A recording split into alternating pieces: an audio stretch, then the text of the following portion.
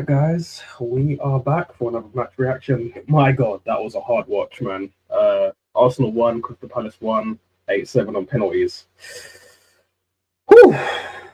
I mean, we do make it difficult. Last three games, 2 own goals, a penalty, an own goal, and penalties.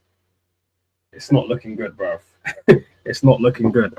Yeah. So first half, I know we had a lot of shots on goal. Jesus probably forced the best save with the header.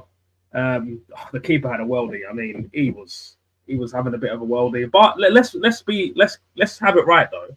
Some of the quality of the shots, like some of Madueke's got shots were straight at the keeper. Poor shots. Let's not act like we absolutely peppered Benitez. But it is what it is. First half, we had quite a few chances. Let me just get the stats up.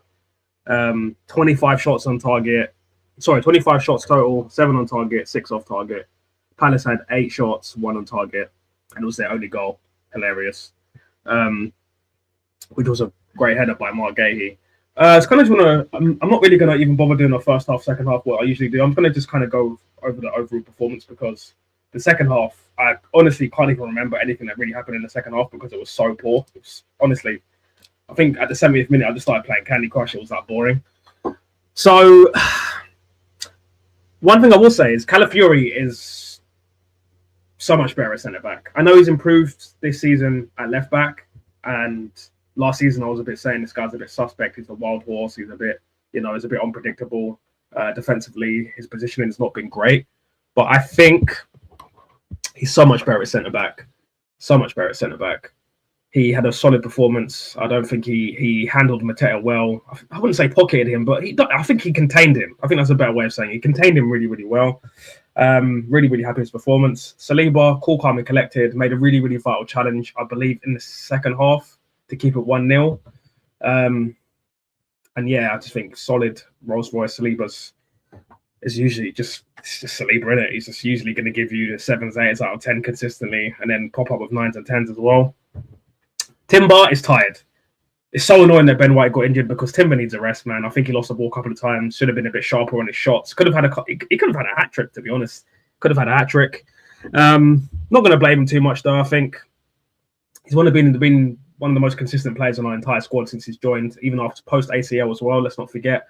He needs rest, in my opinion. Ben White going down is really, really unfortunate, but these things happen. Miles Lewis-Skelly, I think he had some good moments, some good dribbles, good passing. I think he made some incisive runs, but I think he was a bit scared. I think he was a bit tentative with his final ball actions, which was annoying because there was a couple of times I'm like, Miles shoot, Miles slipping Jesus, and he just didn't, which is, I think him being in and out of the team, it's going to do that to his confidence, right? Midfield, I think Norgard actually had his best game in the Arsenal shirt. I think he was all right. I think he was a bit jittery at the beginning, obviously probably because I don't think he's that great of a player, and I think his lack of minutes is obviously shown. But second half, I think he was a lot better. He made some really good challenges actually, some last ditch tackles, played some nice neat touches, and I think overall he's actually probably pretty solid actually. Who else is in the midfield? Eze, not his best game, came off in the 66th minute, I believe. I think he was a bit tentative. Maybe it's because he's playing against Palace. Maybe it's because he's trying not to make a mistake. I don't really know, but I need to see the Spurs Eze. Oh, that sounds wrong saying that. Pause. But yeah, I need to see the Eze against Spurs more often when he does bigger performances because it just justifies the manager's excuse for playing the Beyblade, also known as the captain, aka Odegaard, aka No Shoulder Guard, aka Martin, not Asgard.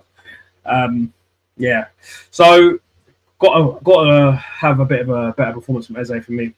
Needs to step up his game. I know it's his childhood dream and stuff to play for Arsenal, but you need to let it work out now. Come on, let's go. Who else is in the midfield? Marino, for me, absolutely anonymous. Had one that through ball to, I believe, Eze, who laid it off to Jesus. Other than that, absolutely anonymous. I don't want to ever see this guy in midfield again. Either false 9 or second striker. I don't want to ever see this guy in midfield. He'll do like some crazy back call, some crazy through ball every 90 minutes. He'll do one big key pass and that's it. Like other than that, I think he was, in my personal opinion, I think he was completely anonymous. Not good enough for me in that position. I think up front he's quality, but in the midfield, not good enough. Arteta he should have played Ranieri. And I'm going to probably do a separate video about Bakaya Lightskin, not Black Wilshere. Cesc Fabregas Black later. But yeah, I want to see Ranieri more as well. And Wake, I think he had a decent game. I think he had a couple good shots at goal. But again, end product, not good enough. Other than that, it's a nice neat touch, some good dribbles. Didn't take on his fullback as much as I'd liked him to have, but it is what it is.